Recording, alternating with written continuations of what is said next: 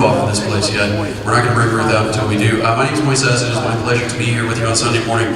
Sunday mornings at a convention. Anybody else know what this is otherwise known as? The hangover hour. So we're going to have a wonderful, lively Q&A with Ruth. We've got microphones set up for you to ask your questions. If you'd like to go ahead and line up, please do. Oh, look at this. There we go. My favorite person in the room already up the microphone. Very good. You're all following instructions so well. Literally the best crowd that we've had so far. So we're going to try this. We're going to try this again, so that we can bring her out. Are there any fans of Supernatural out here?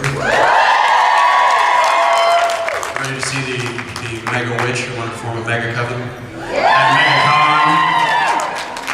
Megacon? All right. I see Princess Merida back there. There we go. You better ask a question. If you don't ask a question, I'm going to be very upset. All right, so let's try it again. Are we ready to get Ruth out here? We're going to do better than that. Let's try it again. Are you ready for Ruth? Are you ready for Ruth Donnell? All right, let's bring her out. Ladies and gentlemen, the one, the only Ruth Donnell.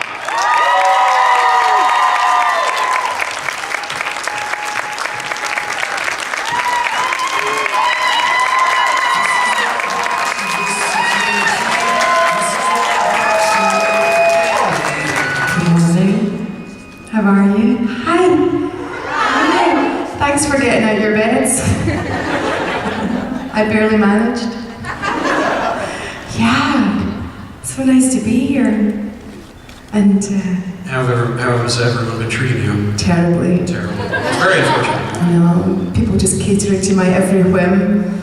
It's just, it gets tiresome. Terribly. Well, we were talking a little bit backstage about the stage itself and stage in the theater. Is that where your interest in being an actress came from? Was early theater work? My cousin Ruby, she always gets what she wants with a name like Ruby, and she wanted to go to dancing lessons, and so I was sent along to keep her company. And there's a picture of me, 4 years old, like this. And so it just was something that I always did. It was just always dancing or performing in that way.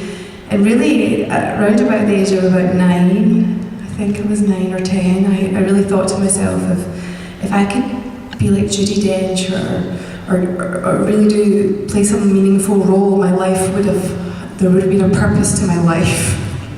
I don't know where that came from. Because it wasn't that I was doing plays, or it's not that I had people in my family who were in the business. I think I loved films and television, and I loved when I was dancing on stage. I loved performing, so it was a bit of a mixture. And it took me a long time to speak. I performed a lot, and I was about 24 before I actually went to drama college and spoke. I always used to kind of stutter and stammer as a teenager. So it was a very circuitous route, but I'm glad I'm getting there. I'm kind of getting there. Yeah. You're rather beloved. Who was much beloved for you as a performer? You mentioned Judi Dench. Were there actresses in particular whose performances you saw? You mentioned Jessica Lange backstage. Yeah, same birthday. You've got such very good taste. Yeah, she's awesome. Who are you into? Vivian Leigh. Vivian Leigh. I remember seeing Gone with the Wind. So typical, but I was seeing it at a very young age, like 6 or 7, and knowing I wanted to be Vivian Leigh, not Scarlett O'Hara. Knowing I wanted to play Scarlett O'Hara, and then reading and finding out about her as a woman, finding out she was a flawed, imperfect woman. I think I did a study on her as a teenager. I found a biography in a library. When you used to go to libraries before the internet. When books were made of paper. Yeah, and so I used to go to pretend to study, but I wasn't studying. I was just socialising with other people pretending to study, and finding a book. And I have the first. Do you know the magazine Empire magazine, the film magazine? Yeah, Empire, wonderful film magazine. Yeah, so I remember I think I saw the first copy, and I have all the copies of Empire. So I'm in my house in Scotland, reading about Kim Basinger, is that how you say it over here? I don't know, we'll ask Alec Gold. Okay, yeah. My mate Alec, we were talking about Alec backstage. I accidentally sat beside him once, watching Street Car Named Desire, which is, a role that Vivian Leigh played so well, watching Gillian Anderson do it. I'm a fan of hers as well. She's also wee and quite ginger. She's way more scary than me. I've met her.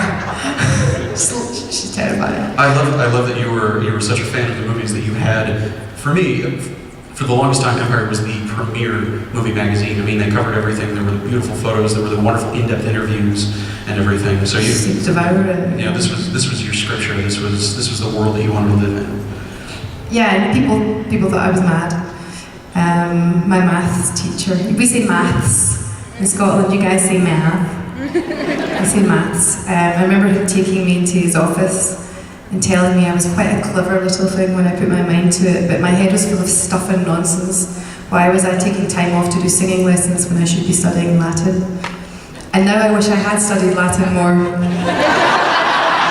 I do have some kind of O-level or higher Latin, but I didn't really pay attention. And Jared really did study Latin, and it actually would have come in handy, casting all these spells in Supernatural. So he was half right and half wrong. So you had so many of these heroes, these heroines growing up. Have you had an opportunity to meet any of these people that you've been starstruck by? Have you found yourself lacking words? Yeah, totally. I still haven't clapped eyes. Do you understand what that means? You clap eyes on someone. Like put your eyes on someone. I still haven't clapped eyes on Tom Cruise or Jennifer Aniston. And I feel like I can go home. I can go back to Scotland after I've done that. Because I'm in BAFTA, BAFTA mentors newcomers, and when I first came to America I was in their newcomer program, and so I would very often help out at events. I would hold Josh Gad's Pepsi, or clean up David Beckham's dirty plate. I have done that. I seriously have. And so I have been in many rooms with many famous people, and it's always surprising. The biggest surprise for me was Ben Affleck. I wasn't a huge fan. I didn't dislike him, or I wasn't bothered either way. And then you see him in a situation like this, and he's amazing. What a charismatic person. Phenomenally articulate on politics, on world events, honestly better read than most of our senators. Well, I'm not going to pass remark. How hard that might be. I went there for you. You didn't have to go there. Let's not go there. So you have had an opportunity to play some wonderful roles. I mentioned Princess Merida. You share Merida with Kelly MacDonald. See her back there.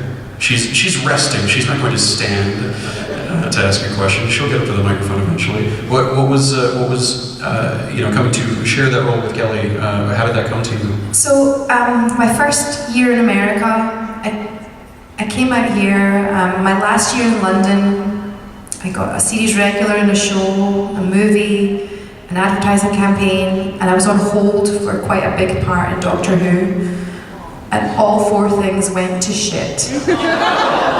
All four of them disappeared. And so I came out with nothing to lose. And it was really difficult. I was treated like I had never acted, even though I was working all the time in Britain.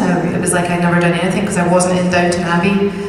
Nobody understood my CV. Yeah, there are no scenes of you wondering, oh no, what will he do without his white tie? Yeah, none of that. So my first year, everyone said it takes a little while, and I thought they meant a few weeks, not a few years. So I did an independent film. It actually turned out quite well, but $50 a day or whatever it was, and it was really hard. And then finally, eventually, long story short, I got an audition to do this voice match. We needed somebody to do pickups for Kelly MacDonald. She was busy filming something called Boardwalk Empire, some little indie project with Martin Scorsese. And I auditioned and callbacks and the whole thing, and my agent called me and said, the job doesn't exist anymore, Kelly's going to do it. But Disney Pixar now are making you their official voice match for Princess Merida, so whatever else happens from now on, you're in. And I can't tell you, that was maybe I'd been in America 8 or 9 months, and to have a contract that said Ruth Connell and Disney Pixar, like to see those two things on the same page when nothing was happening and nothing was going well and I wasn't earning any money really, to have that emotionally is what carried me through probably the next couple of years, to just know that somehow I'd come to America and somehow I was a Disney princess. And some of the most fun you can have is in a sound booth with your shoes off, because I do it in my bare feet. I am Merida! And just to get to be that, she's such a fun character, and to get to do that for 3 hours at a time for a video game or whatever it is the most fun you can have with your socks off. We're going to get questions from you guys that sound good. Hi. I think we'll start over here. Our first person up to the mic. So what's your name? Diane. Where are you from? St. Pete, Florida. What do you want? I guess she's taking requests. So, just so you know, this is my little spiel. So, this is another long story short. Oh, we'll listen as long as you want to go. Okay, so when people are brave enough to ask a question, because it takes courage, I like to give them a little reward. And there's no expense spared. My God. So, my first ever panel, my friend Erica Carroll, who played Hannah, came out and she had handmade cupcakes. Decorated, yeah, exactly. I had nothing. I just turned up with me, I thought that was enough. So that night when I went back to my room in the hotel, the hotel toiletry cart, the cleaning lady, was beside my room. So giveaways. So it's a thing that I do now where I always take toiletries from hotels. Now, this is really nice stuff. Before you stop, I've used some of these products personally. This is some good shit here. So the star prize is usually the conditioner, but I used it last night. But there are goodies here. So segueing into that, when we get to the end of the hotel toiletry section, what I also have are my Hope Chess bracelets. Where's Elisa? Hi, there she is. So, My Hope Chess is the charity that I support in America. It pays for women to get their boobs back. Because boobs. And that's the only bit of the panel where I touch my boob. You missed it, if you liked. So yeah, it's an incredible charity. This lady over here who's filming, she runs it. She does an amazing job pretty much by herself.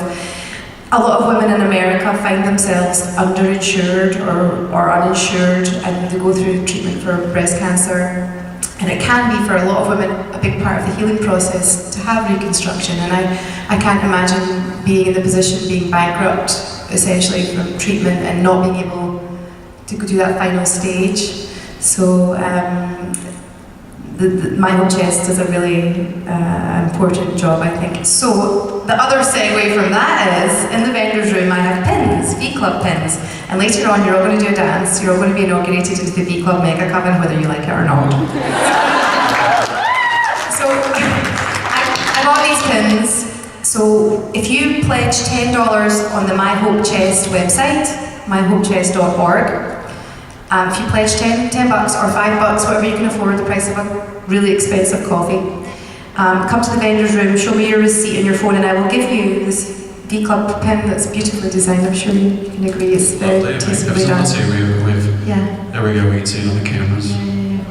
So yeah, that's my spiel. So. Well, I want to take a moment and give you cheers for your charitable work. Julia Louis-Dreyfus was just recently diagnosed. That's right. And she immediately made a message about everyone else and not herself, and the horrible statistics about the radically increased frequency that people are being diagnosed with this disease. So it is always cheering and heartening for someone whose work I enjoy very much to be doing wonderful important work for a good cause. I mean, what I do is so. Thank you. Lisa's the real hero here. She does all the hard work day after day, year after year on her own. She was known as the lopsided showgirl because she was in Vegas working with one boob because she didn't have enough money to get proper reconstruction. But it's okay to say that, isn't it? But she's great now. She's kicking on gas now, and we want for every woman who wants that to be able to get it. So thank you. So yeah, thank you. I think you can ask your question now, and I'll decide whether you're going to get a soap or a shampoo or a body lotion, depending on the question. So much pressure. So much pressure. First, I want to say I think it is absolutely criminal the way they killed you off on Supernatural. Spoilers. Oh, no, spoilers. Can I curse? Can I curse? Hold on, Yes. it's Sunday morning, so yes, you. A lot of people are not here because they're in church, right? Yeah, the ones who are in church, fuck off. Yeah, motherfuckers. Exactly. You brought us here. We have you to Started thank. it.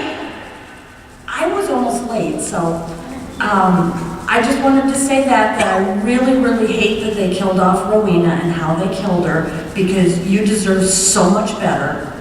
And my question is, what do we get to see you in next? Oh, thank you.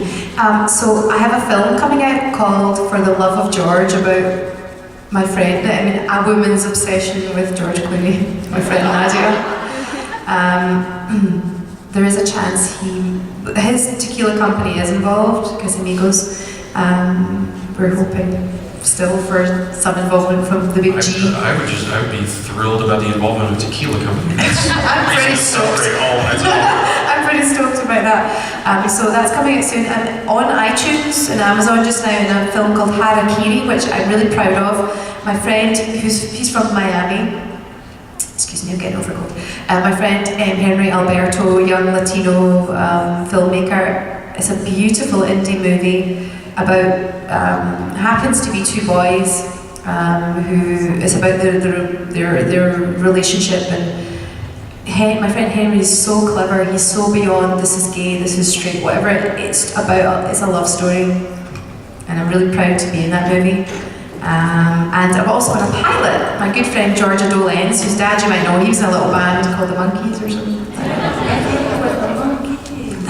Something like that. So it's her pilot. She's just as clever and funny and talented as her dad. Maybe more so, because she's my pal, I think then. So I'm in her pilot, playing another quite angry character. She's pretty angry. So those I'm really proud of those three things. And thank you for your question. So Thank you. This is to wash your mouth out, because you nearly made me swear. And by the way, I still can't do the V Club Mega Disco Ball change. Well, we're going to work on it today. We're going to do some technique classes today. Thank you.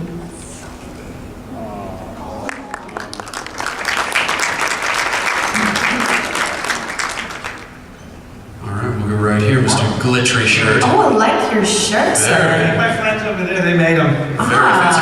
They- What is this design you have on your shirt, It's sir? their design, not mine. Their design. It's the group squad. They're over there. There's two more they need to stand up. I like. Can I get one? No. There, you can have mine. Immediately. Here, would you like mine? It's got sexy real I fast. have a gentleman offering to take his shirt off for me, and it's not even 11:30. I'm ashamed that I didn't make it clear backstage when the offer was open, man. What's your name? Where are you from? Which one? Joel. Okay. Again, I'm friends with Diane. We were all talking about it before, how you died. We're discussing it. Keep bringing it up. Well, we were talking about it. Anyways, how much fun was it with Sasha and Misha doing the aerobics in the last con you were at? So yeah, we were just in New Jersey, and really good accents. And Sasha was there, and I walked in, and he's standing beside Misha. They're like twins almost, and I'm like, "You're brothers," and they're like, "Yes, Ruth." And so Misha was on stage, and I was aware Sasha was maybe on his own. So I kind of went looking for him, and I was like, "Are you okay, Sasha?" And he's like, yeah, I just also said, just checking you're not lonely. Because Misha's on stage for half an hour. And he was like, no, how did he say? He's like, oh no, thank you for checking up on me. And under a minute after that initial exchange, the first ever conversation I had with him, I had my bum on his feet. I had my bum on his feet. I don't know, this is the Collins brothers, it's just their way of working their magic. Somehow, within a minute of knowing him, it turns out he's an aerobic, no, what is it? Aerobic yoga. An acro yogi instructor, and I love that shit. So yeah, up in the air, and at one point he had Elena on his feet and me on his arms. I mean, the guy is so strong. It was the most fun you can have upside down. Did you ever see the picture of Misha and Matt on him? We did the same thing. It was the same thing. What does this involve? How are people positioned? I'm having trouble visualizing this. Have you heard of a thing called the Eiffel Tower? Do you want to? Okay, I can show you. I'll show you the video. The video's at 250,000 views. Yeah. So yeah, he's lying on the ground. You kind of do this forward tumble, and then he catches you, and then he's got something, and it's magic. It's acro magic. Acro yogi magic. It's too early for me to volunteer my past as a ballet partner, but otherwise I would, and we'd get a real dance performance. So you two are getting a soap. That's okay. There's no reflection. It's just. Everybody needs to get clean. It's just what my hand went to. Yeah, awesome. I love your show. Cecilia, thank you. Hi. Sorry. You're apologizing for being short. Yeah, I'm sorry. It's your microphone now. You're apologizing to me for being short. You don't have to do that. I like you. So I have two things to say. What's your name? I'm Brianna, and I'm from Tampa. So, another Brianna. yeah. So I met you in July at Chicago convention, and you were like one of the people who made my first convention amazing. So thank you. Oh, thank you. Yeah, and so sorry. So my question is, so since you're like dead on the show, not dead, but so since Brianna and Kim are doing Wayward Sisters, do you think that Rowena's gonna come on the show as like so cool. an ally for them? No. I mean, come on and give them hell. Why not? I think that would be awesome. The spin-off looks amazing. The Wayward Sisters looks amazing. And they just announced some more casting, which is great. They're casting it more broadly than they have in the past, which is fantastic. And I think there's loads of scope for Rowena or Abaddon or all the girls, right? That would be fun. I like your question, so I'm going to give you a shower cap. Okay. I got a bracelet from you in Chicago. Don't say I'm not good to you. Here, I'll come down. Okay. I'll come down.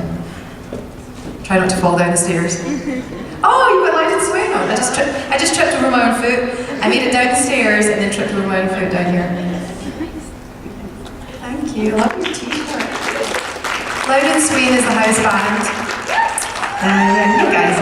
You guys know better than me. From when we do the supernatural conventions. Hi, is it this side now? Yes.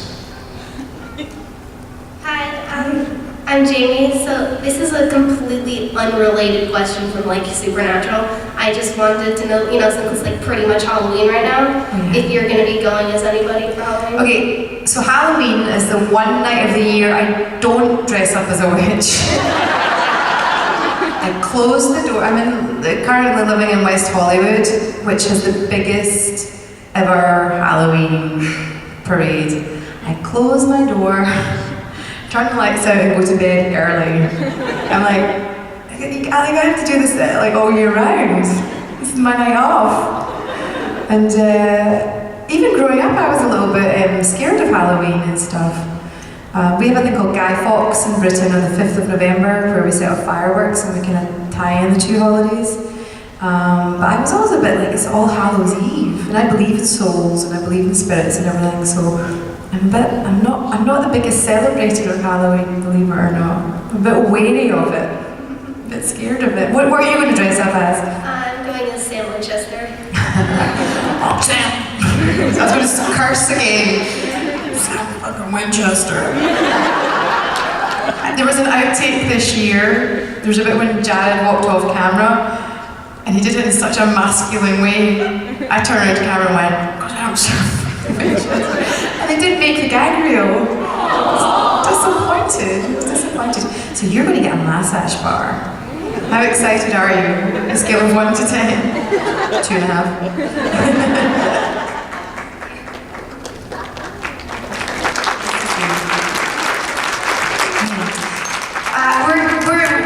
We don't want to run out of time to do the V-Club Megamix, so maybe after this question, we'll just start to think into your bodies. And Yeah, be ready. I think we can get through the people that we have at microphones. We're not going to run out of time. Okay. Not for Her Majesty the Princess. Okay. Hi, I'm Abby. I'm in Tampa. My question is, do you have a favorite Rowena dress, and did you get to keep any of your outfits? Did I hell? At Warner Brothers keep everything. There's some big wardrobe in the sky somewhere. Some big storage. I think if the show ever ends, I think they tend to auction stuff off when they keep it, because you never know when you have to go back and do a flashback, or you can't get that red low back dress that I really liked. I really liked some of her newer clothes, some of the skirts and boots and things. The red dress. I had, the bit where it was the Christmas. So I had like all kinds of crazy. I had a flashing nose and reindeer ears. But the thing you couldn't see was that I had the most expensive shoes I've ever worn, which were Agent Provocateur mules with pink fluff. They wouldn't fit anyone else. I'm like, where are those shoes? Why are they in storage? Give me those shoes. I want them. Maybe someone in wardrobe decided, I need those shoes. I would be surprised. Meanwhile, Jared and Jason have 4,000 plaid shirts in their closets they've never paid for. So, you're going to get the star prize, lady conditioner. And I think it's going to a good home with all those long flowing locks. I think it's found its spiritual home.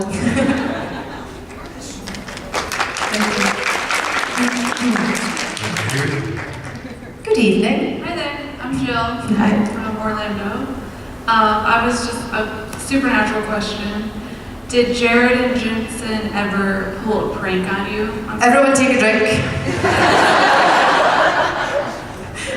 If I had a drink every time someone asked me that question, I'd be drunk all the time. Yes, and no, I'm not telling you what it was.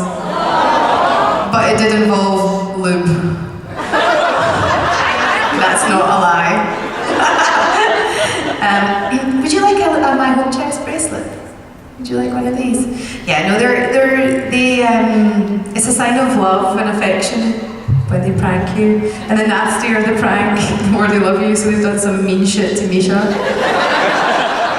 He really is the ginger-haired stepchild. Thank you. Oh, I like your outfit. You look awesome. Nice to see you. Yeah. We're going to break this lady out of Azkaban. She's not going back to Azkaban, she's staying here with us. No, they tend to, when things get tense on set, not that they really do, but if they get, you get under pressure for time, that's when they tend to get sillier. And it's part of their professionalism of making things work better, because the last thing you want to do when things are under time pressure is tighten up. And that's when they get sillier, because they're clever. And it's always, to me, when we're filming, I feel like all the time in the back of their heads they're thinking, gag reel. Gag reel. To me, it's one of the reasons for continuing to do the show. And I sat in the back of the Impala whilst Jared and Jensen are literally watching old gag reels. This is what they're most proud of. Dicking around. If you were here yesterday for James Marsters in his Q&A, he said that one of them took off his shoe and gave him a little massage under a desk during a take, and he didn't break. Was he in it? Yeah, he was as a guest star. One episode. And yeah, so, they do shit like that. And they cut print wrap. Yeah. And made it in. Yeah. No, I just never know how much I can say because I don't want to like get them into trouble. Okay, I'll tell you something they did. We were filming. Jared, Jensen, Misha, Mark, me, and Rob Benedict, who plays Chuck, was up high. And Phil Segrisha said at the end of that season, he said directing us all together was like herding cats. And Jared was down on his knees at one point. I can't even. With his thing, I mean, no. These are grown men with families and children who are behaving like 12-year-olds, that's all I can say. That's why everyone loves them, Ruth. No, I love them so much too. They're amazing. They really are amazing. Is it over here? So we're back over here, Jubilee. Oh yeah. Hi. My name is Liz. I'm from Orlando, and I know this sounds like a very odd question, but do you have any personal ghost stories? Personal ghost stories? I do. It's a bit weird. You know anything about a weirdo? do you want to hear more of my weirdness? Yeah, this is the church of weird. Okay, so I grew up in a farm. My house is over, by now, because I'm older now, my house is over 280 years old. I was never freaked out or anything. My neighbour, we have one neighbour, and their son's a year older than me, and I used to have to walk him home because he was so scared in the farm in the middle of nowhere. So I don't think I'm easily spooked, put it like that, but I am very respectful. I do believe in energy and whatnot. Anyway, one night I was living in this house in London near Shooter's Hill, Blackheath. It's called Blackheath because of the plague, where they buried all the bodies from the plague. So that's just a little backstory. I was staying in this beautiful apartment. A bunch of us all clubbed in together. 4 of us shared a 3-bed so we could afford it, you know, just not long out of drama college and stuff. And it was an old converted hospital that, kid you not, this is true, Florence Nightingale had designed it in the Crimean War. So there was one in India and one in London, and they mixed up the designs. So in London there's this big airy building that should have been built in the hotter country, and there's this small cosy building over there. Apparently that's the story. So anyway, we're in this living in this converted hospital. And one night I woke up, and I'd never had it before. I don't know if you've had it, the night terrors, when you wake up and you're awake but you can't move, and sleep paralysis. And I felt that there was somebody trying to get in my head, and they tried to get in my body, and then they would rush out, they couldn't stay in. Okay, so this about 3 times, and I was petrified, and it felt like a masculine energy. It was weird. And the only way out of the situation was to go back to sleep, was to shut my brain off, to close off. That was the only way, because I couldn't physically move. So that happened, and I just thought, wow, that's a really bad dream, that's really freaky, that's really weird. Must have had too much cheese before bed. A couple of weeks later, I'm getting a taxi home from work. I was working at a bar in Greenwich, it was late at night, and the taxi driver drops me off, and he says, "Oh, this place was on Britain's Most Haunted last night," or whatever it was. I was like, right. And he said, yeah, he said, do you know the wing that you live in is the old converted, it's the psychiatric wing, and this is heartbreaking, where they used to hang soldiers in nets from the ceiling that had lost their minds, and they didn't know how else to contain them or control them. They used to hang these soldiers who'd come back from the war, the Crimean War. And I was like, that's it. That's what I had felt, was so that's my ghost story, or I don't know if it's a ghost story or anything, I don't know what it is, but it honestly broke my heart to hear that, and to think that can be energies trapped in that way, or looking for some way out. So we moved out, We didn't stay there. Good call. Even though it was a luxury apartment and that we couldn't really afford or whatever, we moved out.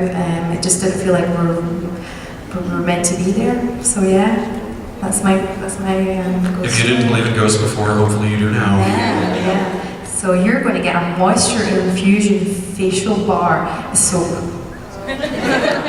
Peter Thomas Roth, clinical skincare.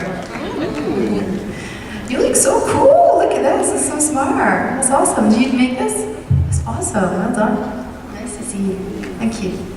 Okay. One more question in the mega mix. You think? As she requests. Okay. One more question, then we're going to have some Hello fun. again. Hello. This is kind of a supernatural and personal question mix. Okay. But I was so happy to find out that you knew the stone that I had given you yesterday. Yeah, I was just about to say thank you for my necklace. Yeah, for the jade. Well, I make jewelry. That's what I do. It's my hobby. But is there anything personal that you wear for protection when you were on the set of Supernatural? Or is there any personal jewelry that you wouldn't wear? I Because you didn't see. want it tainted by... I wear this necklace all the time. It's kind of like my lucky necklace. It's from Cyprus. And some people think it's like the Turkish, the eye. But I just like it. It's pretty. And it was a gift at quite a difficult time in my life. I saw it.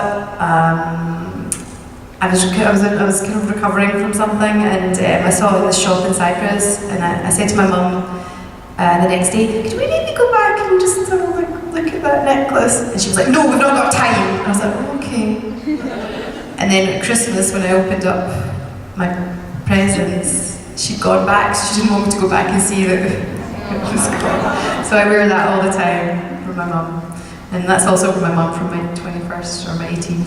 I can't, I'm so old now, I can't actually remember which birthday it was. So I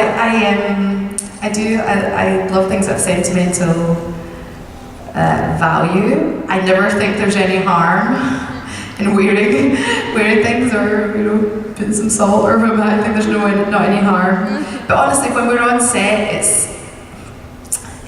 the studio is a bit higher ceilings than this, and Jared and Jess are messing around, and you've got lighting guys and rigging guys, and it's not it's not so spooky, if that makes sense. But Jared, he has said to me before, he does kind of catch himself reeling off all these Latin spells, summoning the devil, and he's like, "Oh, is this okay? It's okay."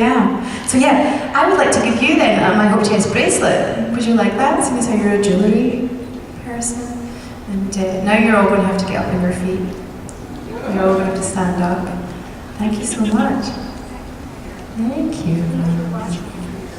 Oh, I see people in the audience know what they're supposed to do. Yes, so who's not done this before? You've not done this. I've not done this. Okay. I need instruction. So I need to do this. you need instruction, you need firm instruction. So what I do is I teach you this little dance which inaugurates you into the V Club Megacon, whether you like it or not.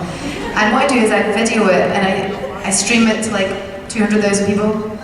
So there's some of our closest friends. All my closest supernatural friends. So there's no pressure to do it really, really, really well. Okay. Do we want to maybe bring everybody? Yeah. Everybody get up here. Yeah. We have open space here. Yeah. This is I like perfect that. performance space. I like that. Thank you. Yes, Thank of course. you. I've not done that before. You look awesome. A producer to a director. Okay, so the first bit's really important. What you do is you throw a V, right? So you go, Come on, everybody feel it. and really it's important to squeeze your boobs together. Whether you're a man, woman, beast, child, especially you. So you throw a V, no, that's a palm tree. Okay, that's V. And you've got to say it, right? If you don't say it, the whole thing dies in its ass. So you got to say V Club and then you throw an M for mega. Okay, no. Yes. Elbows up. So say V Club, mega. Mega. And this is the bit that nobody can do, but I keep it in anyway because everyone looks silly and it makes me laugh. You go disco ball change, disco ball change. Close. Come on. I'll face this way so you can see disco ball change, disco ball change. And the main thing is that you put your hips into it and look as and look as uncoordinated as possible. Front foot, back foot. I do cross ball change. Cross ball change. I like what you're doing. You can keep your own style. All right. That's awesome. So after 3, 1, 2, 3, we go V Club Mega. Disco ball change. Disco ball change. Hell yeah. Now, if all the rest of it has been total shit, the hell yeah sells at the end. Right? Trust me, I've done this many times. So commit. Please commit to the end at the very least. So we're going to do a dress rehearsal and then we're going to film it. Okay? So after 3, this is when I have to remember to count to 3 because sometimes I just jump in. Everybody here, Phil further in here. Come here. Yeah. We've got room. Phil forward. Phil forward. Let's just build this whole area. Awesome. This will work cinematographically perfectly. Yeah, well, it will. And I'll get this teed up on my Alright, get over here. There's space over here. Get over here. Get over here. Merida, if you don't get up here. If you Merida? Merida. So this is going to be called Tampa. Funnily enough. Okay, so it's all ready. Get up here, Merida. Get up here. He's got to check it. Right, you ready? This is your last chance to practice. Okay? And these two girls down here, they're doing awesome. I saw them practice earlier. You ready? After 3, 1, 2, 3. V Club Mega! Disco ball change, disco ball change. Hell yeah! Yeah! That was good. Are you ready? Are you ready for your close-up? Okay. Let's do this. Okay, going live. It's true what they say about the humidity. Look at my hair. Make sure you get some fabulous Okay, we're going live. Okay. 3, 2, 1. Hi. Oh, no. You guys are so previous. I was like, after 3, not 3, 2, 1. That was me thinking out loud. Because it says in the video 3, 2, 1. It's early. Okay, say hi. Tampa. Okay, we're about to do the V Club Mega Mix. Inaugurate these poor people. It's the V Club Mega coming. Are you ready? Are you ready? Okay. After 3, 1, 2, 3. V Club Mega. Disco ball change. Disco ball change. Hell yeah! Give yourself a cheer. Thank you so much. Thank you. Okay, you can sit back down now. Thank you, Tam, for being such You a all good behaved sport. yourselves very well. Merida, you did very well. Hi, Ruth. I'm in Orlando. I wish I could come see you today. Oh, come on, Jennifer. Come down. Jennifer, it's not a long drive. You can make it. Okay. Right. See you later. Bye. In 45 minutes. 45 minutes. Okay. So you can go to my Facebook page, actress Ruth Connell, and you can tag yourselves and embarrass yourselves with all your friends for days to come. So, what is the most unique, interesting thing somebody's brought to you to sign this weekend? Oh. Anything come to mind? Anybody bring you? I mean, you got jewelry gifted to you. There's always just some really cool images, really beautiful artwork. I love what, in the pop Funko dolls. There's always such cool things. I like when people bring me Baby, because I always sign Baby at the bit where Jared bumped my head. I like to sign it there. No, I'm trying to think. There's always just such cool artwork, and especially things that people make themselves. The paintings, a girl brought me a beautiful oil painting of me. I'm like, wow, that's insane. Something befitting royalty. Oh, it's amazing. So yeah, I think that's probably my favorite thing. Well, so many people are so captivated by the work that you have done. I wonder what is on your TV screen, what movies you're obsessed with, what do you love, what do you fangirl out on? I am deep into, do you know The Affair? Yes. One person knows it. I'm season 3, I'm living inside The Affair just now. I've had more time just recently, or I've just made more time to watch more TV. I'd love to be in American Gods season 2.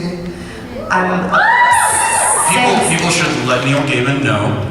He pays attention to social media. He does. He's tweeting with Kim Rhodes about his new series just now.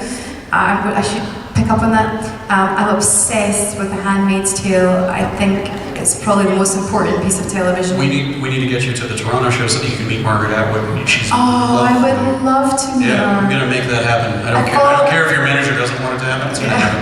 I follow her on Twitter, and she's amazing. I mean, that I can't. Yeah, so that's my obsession is The Handmaid's Tale. I would give my right pinky to do one line in The Handmaid's Tale, and I just got a manager. In LA who looks after Faye Dunaway and Angela Lansbury, people like that. It's the first time I've had that.